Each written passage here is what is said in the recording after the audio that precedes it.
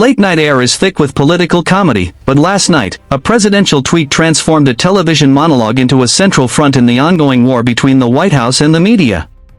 A special hello to those of you who are watching from the White House, and you know who you are.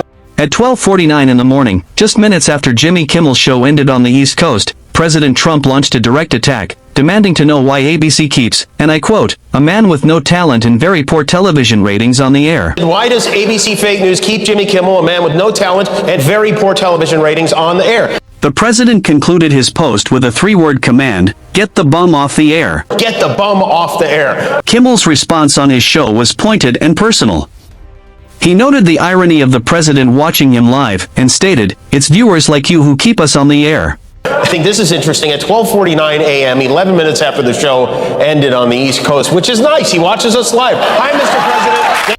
But he then pivoted to a far more serious allegation, highlighting what he called the biggest sex scandal in the history of the American presidency, a clear reference to the ongoing fallout from the Jeffrey Epstein files. The host issued a direct challenge to the commander-in-chief, saying, "I'll go when you go." If you're watching tonight, which I presume you are, how about this? I'll go when you go, okay? Let's ride off into the sunset together. But this is far more than a personal feud.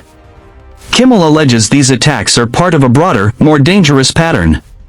He claims the president is now weaponizing the FCC, initiating a review of the relationship between TV networks and their affiliates.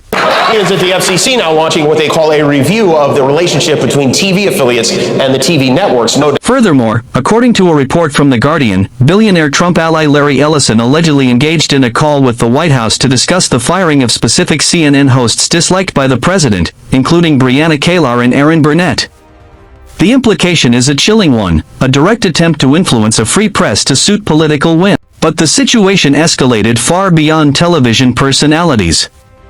A group of 6 Democratic lawmakers, all veterans of the military or intelligence community, released a video reminding members of the armed forces that they are not legally required to follow illegal orders. Their message was clear and repeated: you can refuse illegal orders. You must refuse illegal orders.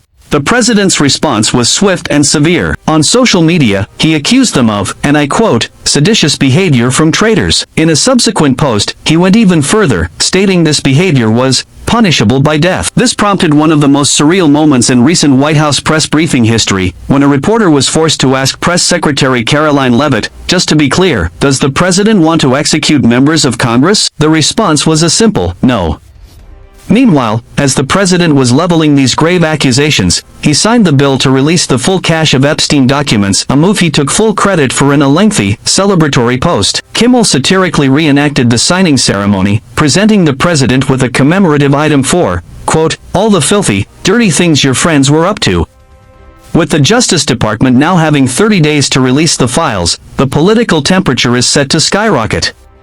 As the nation braces for what promises to be a tumultuous month, the fundamental lines of American democracy are being stress-tested: the independence of the media, the sanctity of the military's oath, and the very principle of a government of laws, and not of men.